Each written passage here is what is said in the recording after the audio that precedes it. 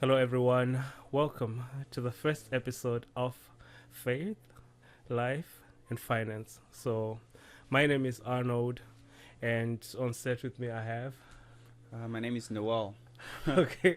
What's up, bro? What's happening, fam? You good? Good. Yeah, good to see you. Yeah, good to Likewise. have you on this show. And I think this has been a long time in the making. Yeah, sure. I mean, We've been planning on this like for a long, very, very 2 long years. time. Yeah, I know, guess. right? Yeah, but we're here now. So yeah. Awesome. So now faith, life, and finance. We're both very creative, and we thought about so many things. Okay, what can we call it? But I think just faith, life, and finance. Just keeping it simple and direct on what you want to talk about and what you want to discuss. I think that was the best way to go about it, right? Yeah. So we're talking about faith. What is the importance of God and biblical principles in your life, right? And also talking about finance because that's a major aspect of life, right? So I'm just gonna start off with a question for you. Yeah. When we say finance, what comes to your mind? Because for most people, right, Mm-hmm. when you hear finance, you're thinking about a dollar sign or money or something like that. But you being in finance, um, when you hear finance, what comes to your mind? Yeah, sure. I mean, just taking a step back, you were talking about how this idea unfolded or came together over the last 2 years. I remember when we first connected and we met the Christ Embassy, and we've always been creative in the sense that we were involved in the technical department of the church and Right. putting together videos and content. And we're always thinking about overall the youth representation in the creative space when it comes to content creation Right. and creating content that was faith-based but also that was tailored in such a way that could address concerns that youth Right. actually have, Right.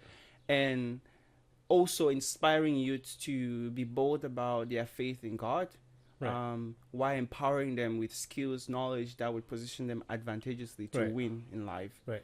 And of course, one of those things has always been finances Right. or money, right? Right. And personally, I come from a financial background, and financial background in the sense that I work in a bank, Right. and specifically in the capacity of investment banking. Right. And so when we're putting together the content for this program, we're thinking about how best we can convey some of the principles that have been applied by Right. the mega wealthy, Right. that I've been fortunate to have encountered, but also some of the knowledge that I've learned or acquired in school Right. as it pertains to maximizing a person's financial worth. Right. Again, you were asking, coming back now to your question, I just Right. wanted to share that context so people understand where we're coming from and right. what's backing the knowledge that we're sharing. And for a Right. disclaimer, all of the information provided in this discourse are our opinions based on our experiences and our personal knowledge. Right. And so it should be not, it shouldn't, of course, be understood to represent financial advice. You want to do your own research, and whatever information you're executing or implementing from our conversation, you should have that at the back of your mind. That said, when I think about finances in the context of this conversation, of course, I think about money. Right. I think about financial empowerment. Right. I think about choice. Right. I think about freedom. I think about the ability to get things done. Even the Right. Bible does say it, like, is it money answereth all things? He does. Right? Yeah. Of course. So when I think about finance, I just think about being able to expand one's agenda. Right. Right. Wow. Right. So, yeah, when I think about money, I think about expanding your agenda, Right. living beyond just not being able to do certain things because of the absence of the means. Right. You know, it's very interesting because what you said is very interesting Right. because a lot of people think that making money is the end, you know, it's the end goal. But when most people make money, they realize that like it's just empty Yeah. without a purpose. You see, like without a drive. Like, okay, where do I have this money? And to be honest, most people who have the money are always looking for what to do with it. Yeah. Like, what can I do with my money? Like, if you do make money and you don't have a purpose in the beginning, right? Okay, so I'm gonna backtrack a little bit and just give a brief introduction and a background of like where I'm coming from. So I'm coming from a very like deeply spiritual background because I started serving in church when I was like a teenager. You see, Okay. And, Amazing. like all through these years, like I've been at it, and you know, I think my concern or my drive has always been, what's the connection between that spirituality and the practicality of like the world that we live in, right? Right. So I could come here and just share principles and this and that, or this is what the word says and this and that. But how do you actually make it practical? So that's where I think the balance comes in of, okay, we'll bring in the principles, Right. but where is the practical part of it, right? So I think like this show is that good balance of principles and ways that you can do things, and then you know at the same time having the applicable part of those principles, right? Yeah, Okay. sure, totally. I mean, I agree with you, and which is something which we have always been having discussions in our private, is how are we able as Christians to actually Right, actualize right, the realities of spirituality in our lives. And one of those things is finances, you know, like and I could say it, if almost every, if not all, the principles that wealthy people use to create wealth originates from the Bible. Can you imagine? Yeah. No, for real. Like, I think about that because I read a lot. And Yeah. like, you could read a book on something, literally it's one principle that they got from the Bible. Like, Yeah, you know, the only difference is just diluted. yeah, it's just diluted and like, you Yeah. know, made in such a way that like, okay, that suits their purpose basically. Yeah. You know, yeah, that really gets me. Like, we are the ones with the juice, but like, you have people coming in, taking whatever they want from it, Yeah. and then like using it for their own gain. You know, so yeah, that's quite interesting. So Sure. yeah. And again, like for the benefit of our listeners, again, we're not here claiming to be billionaires in terms of currency in our bank accounts yet. Right. But what we are promising is that we are on our way there. Right. For And sure. the content that we are sharing with you are things that we have seen Right. being practiced. Exactly. And we are also going to be dissecting some of those principles, kingdom principles that are applicable to everybody, such that you can join us on this journey towards creating material wealth Right. for your own self, and with the purpose and understanding of what that wealth is meant to do Right. for you, and you know, for the cause that you represent, which of course I do hope it is advancing the kingdom of God here Right. on earth. Yeah, for sure. I have a question for you from what Yeah, you said. sure, right? man. How long do you think it takes for someone to change their life? Like, how long do you think it takes for someone to make a drastic change in their life, or to see drastic change in their finances, or like in any area of their life, really? I mean, that's a good question. First of all, thank you for the question. It depends, I would say, on where you're looking at it from. Right. If you're looking at it from a practical perspective, Right. you would say that it would take as soon as the person is willing to make the adjustments to accommodate I know, the right? change, Right. right? So if there is something that you want to see, Right. as soon as you understand the principles that govern what it is that you want to Exactly. experience, Right, and right, as soon right. as you're willing to start implementing Right. those principles, Right. then you would start observing Right. the material reality changes in that. Right. But again, looking at it from a spiritual perspective, Right. how soon a person can start experiencing change is instantly, Instantly, right? right? Because with God, his changes are not for tomorrow, Right, it's like now. right now. Exactly. Right, we were looking at it from a financial perspective. Of course, there are people who have experienced financial miracles, and Overnight. Yeah, right. you have a business and it's not really going as it should, Mm, or you're not having sales, or you're not having customers, or Right. you are in business and you don't have contracts. right. It is possible for God to orchestrate a situation where your experiences change instantly. Instantly. However, there are also circumstances where that change will happen in the spiritual realm, Right. but because we live in the physical realities of the spiritual realm, Right. there are certain things that would need time for it to To materialize. actually show up. Right. Again, it's not a one size fits all, so Right. I think it would depend on what exactly that person is looking for a change in. I really like what you said. You know, change starts internally first. Like, if you're gonna see anything outwardly, that is to happen first inside. Right. The Bible says, you transform your life by the renewing of your mind, Yeah. right? So your understanding of things, like, okay, the first thing I think when it comes to change is realizing the need for change, because the thing is that, like, most people just keep going on and on and Right. on. They know, like, okay, something is off, but they don't realize the need for change, right? And they keep going in the same direction and making the same mistakes over and over again, or making the same decisions over and over again. But if you're going to see drastic change, it has to come first acknowledging that, you know what, there is a need for change, right? And when you acknowledge that, okay, there is a need for change, and then the next thing is like, okay, what is it that I need to do to see that change happen, right? Because according to statistics, there's certain things that, like, for example, most people in their first or second year after college, that's when they get into big debt, you see, after college. Okay. Right? Yeah. And there's an interesting, I'm going to share some statistics with you from Okay. last year, right? Which is 2023.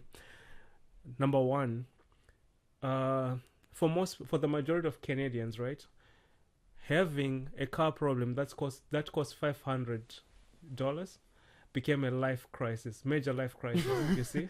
Oh, like basically having Which is supposed to be like a minor inconvenience, but some people don't have that saved okay. to take care of that Right. need, you see? And it became like a major life crisis. Like, okay, $500, like, yeah. Number two, most Canadians are literally living on the verge of homelessness, in the fact that, like, if they don't get paid, they're not able to pay for their rent, you Right. see? So all those things, like, okay, how does somebody, like, actually move from those situations to get to a place even where they're just comfortable, Financial you freedom. see, and go from being comfortable to literally being in abundance, and money is not an issue, right? So I really think that making up the decision first, like, I need to see change, I cannot continue like this, that's the first step. Right. And then after that, you start seeking for solutions.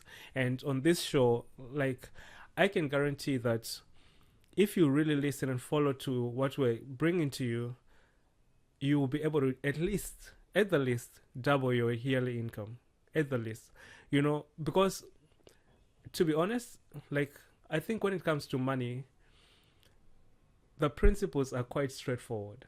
You Yeah, see? They're I mean- quite straightforward. And the thing is that I really do think that you have time. If you look at your calendar, or if you look at your schedule on a daily basis, there are certain things that you can do without, and use your time for other things that will bring you money. You see? I totally agree with what you're saying, and just to piggyback off of what, like, you've been sharing about implementing those principles, somebody may be out there and listening and be like, oh, okay, so if Christianity or the principles that have been advanced or advocated for in Christianity are the reasons to create wealth, then how come there are people who are not Christians But yeah, they're doing well. who are like, doing yeah. very well Right, and are right. super wealthy? Right. Again, like, the Bible does make it clear that God provides rain to the Right. farm of both To everybody. the good Yeah. and the bad person. Right. And spiritual principles are such that it doesn't matter who is applying the principle. Right. As long as you believe in the principle, Right.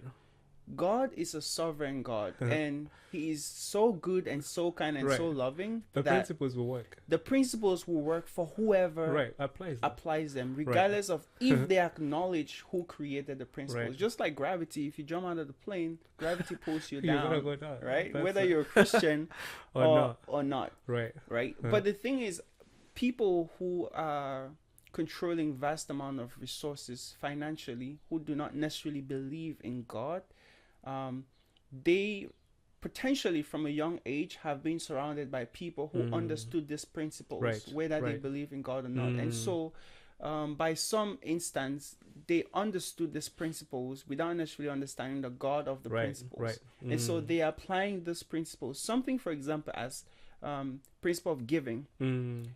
You give, you get. You get Right. And so somebody would be like, okay, that's giving money. Right. That's one aspect of it. But if you think about how money is created basically in exchange of a product or a service. And so I'm giving you a product, something of value. Can I say something? Yeah, for sure. I really think you're going in depth now. But okay, yeah. I'll allow Anyways, it. yeah, I guess maybe we're We this need is still to an face it. introduction. This is an Yeah. introduction. So, but basically, I was just trying to reinforce the fact that it's possible for somebody not to be a Christian, Right. but be in control of financial resources, Right. and it's possible for a person to be a Christian and not Right. be in Right, control right, on right. financial resources, and is predicated upon understanding of some of the principles that we will be sharing with you, Right. that we are actually applying in our own lives, and we're seeing Right. the results. Trust me, we're not too young. No. Nobody's sitting here. Definitely, we have a lot going on in the background, and we want to bring you along on this journey. So stay connected, continue to tune in, pay rapt attention, and definitely ask your questions wherever possible. And if you have anything that you want us to weigh in on, would love definitely to weigh in on that. Sorry, I digress. I literally saw that you're ready to take off. Yeah, man. Hey, You're ready to go. hot. Wow. I have a hot hand. You're ready to go. No. We do have a wealth of information because there are certain things that we could have spoken about, or there are certain topics that we could have picked to say we'll talk about this, but we really saw the need for this particular topic, right? And we really have the experience in that area also to be able to come here and share with you. So there is so much valuable information. Of course. There is so much valuable information. And I want to make a prediction. I'm shy of saying a prophecy. Yeah, right. But, I mean, basically, I am prophesying that, those who would tune into this program and continue to listen with a heart and a hunger to experience a transformation in their spiritual life, particularly in their finances, I'm predicting and saying boldly that checking within a year and see the changes that would have happened in your finances, and in your spiritual life, I guarantee you that you would experience a double-fold increase.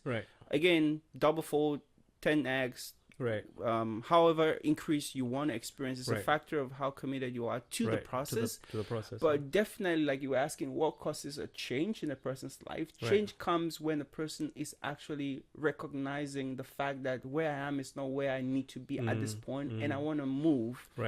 And then they start going out and looking for the missing information that will cause them to experience that growth. And the information which we're bringing to you is inspired by the Word of God. And wherever the Word of God is, definitely there's life, there's growth. And we are packaging this Word of God basically to address specifically your faith, your life, and your finances. And I can assure you that within the next few months, in a year, you would definitely experience those transformations. Again, I'm just inviting to stay engaged and stay consistent on this platform. That's amazing. To be honest, like one of the things that I think is very important, right, is bringing definitions, because Right. You know, if you don't know what it is that you're chasing after, Right. even if you get it, you wouldn't know that you have it, right? Yeah.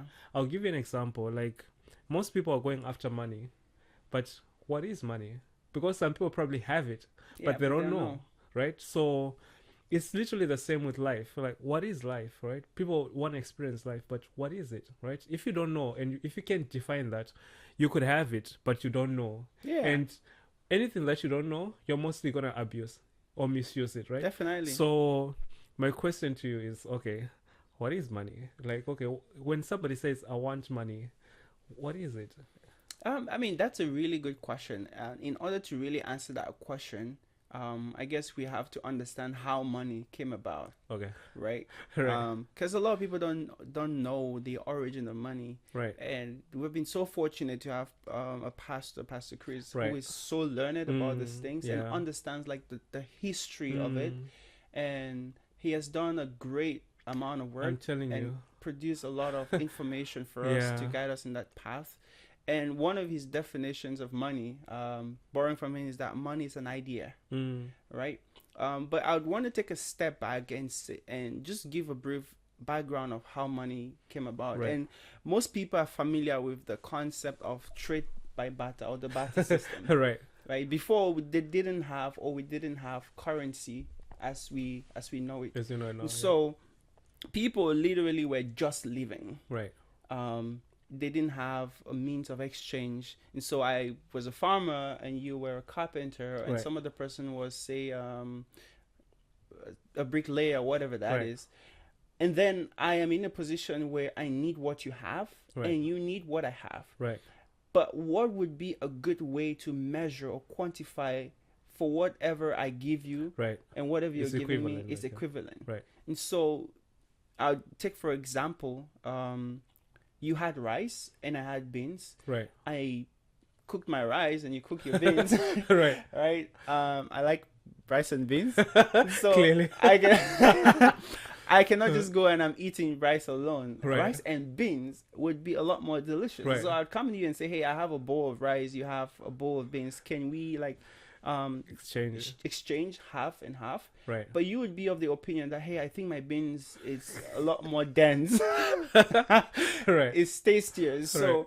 for every cup of rice that I give you, you'd Yeah. only be willing to give me a half a cup of beans. Right. Right? And so people became unsatisfied with, or they were looking for a better way Right. to standardize how Right. people exchange Right. Right. those goods. And then over years, I think there was like cowries, and then it eventually evolved to the gold, Right. the gold standard, where Right. people would have like a gold and then pieces of silver, and then they would make coins, and then it became generally adopted by a lot of people, where we can use, say, maybe a piece of this coin or gold is equivalent to this and this and this, and then we can use that standard and make exchanges. Right. And then over years, it got to the point where there were, I think they call them blacksmiths, Right. where instead of moving around with your Right. gold coins, people would go now to like specific blacksmiths and deposit their gold Right. coins just because it was risky. Right. And you could You can move around with yeah, it, you can like, move around with people. Somebody can rob you, right? Right.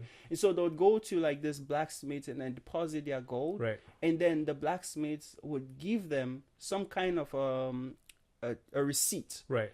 And that receipt only says, okay, Noel has 10 pieces of gold, or however kilogram of I gold certify that. at no, this it's like, exactly at this blacksmith Right. who had credibility. And so Right.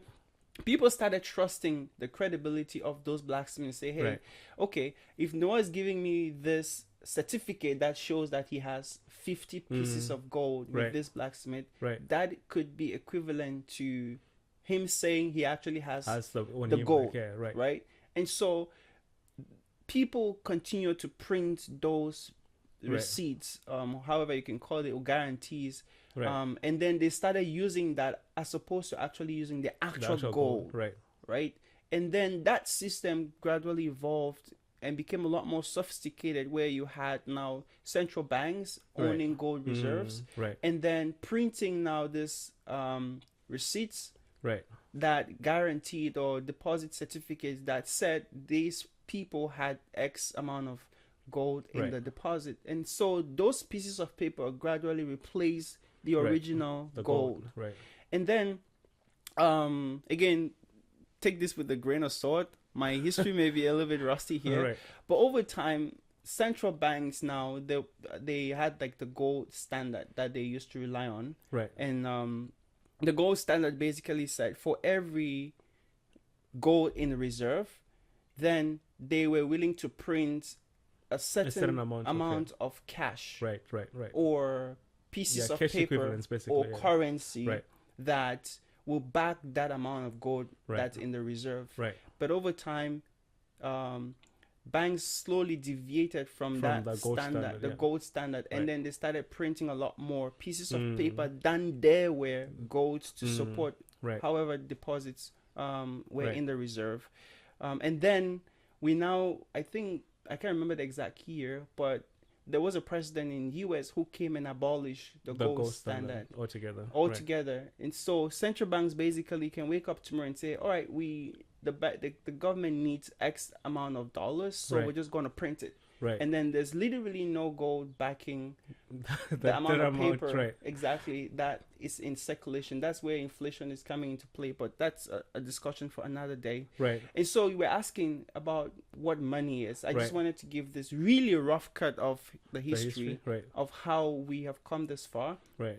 And so what a typical person would say money is a piece of paper that can be used to acquire a service or product. But fundamentally, the value or what it's worth is not necessarily in the piece of paper. Right. Remember, originally the value was in the rice Right. or in the beans or in the product. Right. Right. Right. It wasn't in the paper. Right. And so the paper was just a means to communicate Right, or right, transfer right. that value. Right. So money actually is, to wrap it off, is anything that is of value to another person that you can transfer to them, and then they can award Right. that value to you. I really hope you got what he was saying, because this is very, very important. Very, very important. So, from everything you've said, you can clearly see how money is actually just an idea. Exactly. Like, if you chase after the paper and you don't know the story behind it, you're literally chasing the wrong thing. And then when you were talking before, you mentioned something about giving, right? And when you're talking about money, creating commercial value, whether a product or a service that people can use, and then you give it to the market. The Bible actually does say, give and it It'll shall be be given given to you. unto you. Yeah. Good measure, pressed down, shaking together, Right, running right, over. right, Shall right. who? Shall men give to you? You give see? unto you. So it's not shall God give Right, to you again, right. right? And so like you It's say, men giving to you. it's men but- giving yeah. to you. So basically, I was just sharing all of that lengthy Right. story. No, I I hope- think it was worth it, to be honest. yeah. So basically, just to support the idea that money is basically an idea, because Right. an idea is what it's the value Right, is, right. And so if I have an idea to say make this cup, that idea itself, if you say accommodate or ascribe a specific value to that Right. idea, that becomes the value for it. the value for That's it. it. And that's money. Right. That's money. Wow. I was that's watching very interesting, an yeah. interview of I think one of the major news outlets interviewing a billionaire, and they were Right. interviewing this young guy, apparently in his 30s, Right. and basically they were saying, oh, you are worth billions of dollars, Right. and how do you feel? Right. And his response was very interesting. He said people sometimes misunderstand this concept of being a multi-billionaire, Right. and they feel that, oh, there is a bank account somewhere with a bank balance with my name Right, on it, right. and there's like Right. how many ever billions there. Right. He said that's really not it. Mm. I just have a business that is producing or providing Right. these services to people, Right. and then there is something called the stock market Right. that has sat together and looked at my idea and said, "Oh, Right. if I was going to buy this idea today or this This will business, be this is how much I would be willing to pay for it." And then right. people say, "Oh, I'm a I'm billionaire," worth that but much. there's no account Right. that has a That billion. holds like yeah. Yeah, That's a very okay. You see, that's very in depth. I think like we'll discuss that Yeah, in sure. another Of topic, course. but like it still begs the idea of what money is and where people place their value, right?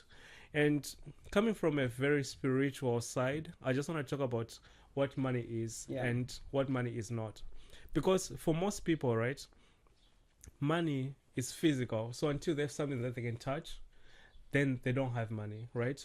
But money is totally spiritual. Right. Now I'm going to give an example of what I mean by that, right? If something is physical, if you get some, that means there's less for everybody. You understand? Mm-hmm. But if something is spiritual, the more people have it, the more it's multiplied. Like for example, if I give you a piece of information, that means that information is just expanded because more Yeah. people have it now, right? That's literally what money is, because most people think that the more someone has, the less is left for everybody else, but not really.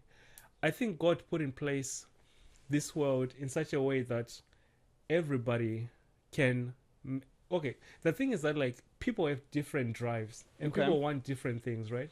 Someone just wants a good life where they take good vacations with their families, and that's enough for them, right? Chill in the Bahamas. Exactly, right? That's enough for them. So their drive will push them to only achieve that. But somebody wants to have billions, you see. So like their drive will not be the same. But my point is that money is not physical at all. And I'll give an example. Imagine that there's a cake or like a pie. If I take a slice, that means there's one It's less one slice less- for one less. everybody else, right?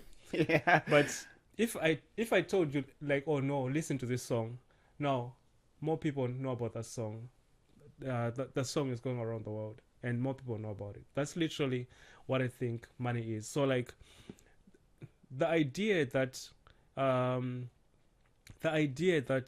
somebody has money, like more people, that means like people want to have more, is not true. And the thing is that you will notice that in rich neighborhoods or rich communities, everybody tends to get money because people are willing to pay for the services or products that they're providing because they have the money to pay for it, right? Yeah, I was about to make the argument that somebody would say the reason they're able to pay is because they have the money. They have the money, you see? for it. But the thing is that like you have the product and the service, and the more you're serving each other and the more you're producing for each other, that's how you stay rich. But if everybody's not serving each other and everybody's just thinking about themselves, right, and they're not producing anything, that community will never thrive because they're not giving; they're just being selfish. You understand? So, a question somebody may ask, and Right. Just to poke your brain and pick Right. your brain on this is, say, what about a community like Africa where people are a lot more generous and they're giving and they're not necessarily stingy, but they're not necessarily the most wealthy in terms Right. of currency. right, So right. why would Africa not be as financially prosperous as Right. North America? Okay. I could. From a spiritual perspective, because Yeah. you would think that Africans are a lot more spiritual Right. So. than Westerners. Right. I do have a lot of opinions on that. And I do have a lot of pointers on that. But the thing is that, you see, like, there are... I'll give you an example, right? In Zimbabwe, we have a lot of farming A crocodile, community, eh? right? The crocodiles. I was like, I don't know if I want to put this one. Anyways, yeah. So we have like a farming community, and Zimbabwe has the largest tobacco auction floor in the world. Mhm. And you have people coming to Zimbabwe to buy tobacco. When they buy tobacco, they go to their countries, they make cigarettes, and then they sell back to Zimbabwe at a higher price, you see? So I think it's more an issue of education and knowledge than anything else, right? So what is it that you understand about money? What is it that you know about money, right? So the more value that you create, the more the more money you're gonna make, right? So tobacco in itself is not processed, right? But once it's processed to cigarettes, now you can sell it at a higher price. So the same with like gold. You have resources, but you know, how much of it can you process? I can go into the scriptures and talk about this, but I don't want to. I don't want that. to. I mean, yeah, I was just asking that question just to get people thinking, because I know I'm very sure there are people, and a lot of right. people You have the same have question. the same question, Right. and it's something that has been asked on several platforms, right. and where they'd say, oh, for example, why is it that Africa that has the most amount of churches, Right. it's not necessarily the wealthiest, Yeah. right? And it goes back to what we've been saying, that spirituality does not necessarily equate to financial prosperity, right? Spirituality, like in the sense of just the presence of or indication of I'm going to church every day, I'm reading my Bible. I think the reverse is true for what you had said before, because you have people in the world who took the principles and left the God out of the principles, right? And then you have people in church who took God and left the principles outside, you see. So it's literally just a balance of, okay, you have accepted God, you have accepted Christ, right? But are you also accepting his teaching and his principles, and are you walking according to them? Right. So there is also that. But I think, I do have a lot of opinions on that subject. I mean, we would dive deeper into that. But I just wanted to get that out there so people can start thinking about it, because we would eventually have conversations about this, for sure. I do have a lot of opinions on that subject, but I think in subsequent episodes we'll definitely dive into more details and more specifics, right? I think today, since it's just an introduction, we just wanted to point out, what is the show about? What are some of the things that we're going to be touching on, right? And then, how can we bring value to you? How are we going to be bringing value to you, right? I just want to know your thoughts on everything that we touched on, and also what people can expect. Sure. I mean, like, just like you alluded to, today it was just more about, talking about some of the things which we would be addressing on this show. Like you can see, we were not necessarily pointed to a specific topic or addressing a specific question. There's so many things that are open-ended, which was intentional. And the whole idea is because we want to get you thinking about the kind of conversations that we would be having on this platform. And we are very confident that the information would be inspiring, it would be informative, but more importantly, it would be educative, in the sense that you would have actionable information to work on some of the goals that you have, especially financial goals. We would touch on something like, if you're in debt right now and you want to emerge from the debt, what would be a strategy that you can implement? Right. We would talk about investments, and if you have money, little or no money, where should you be investing? Right. Or what opportunities should you be considering? We would talk about a business. If you want to start a business, what is a business? How do you go about it? Why is it important to start a business? Must everybody be an entrepreneur? We would talk about growing from maybe being employed to self-employed to being a business owner to be an investor, the 4 cash flow quadrants. There's a lot that we would talk about, but to wrap it up or to sum it all up, it's going to be about how can you go from where you are to where you want to be financially, wherever that is. Right. It could be from a minimum wage to a 6-figure income to being a business owner to eventually being financially free, with the overall understanding that you want this wealth or financial prosperity to advance an agenda that is consistent with God's agenda for the world.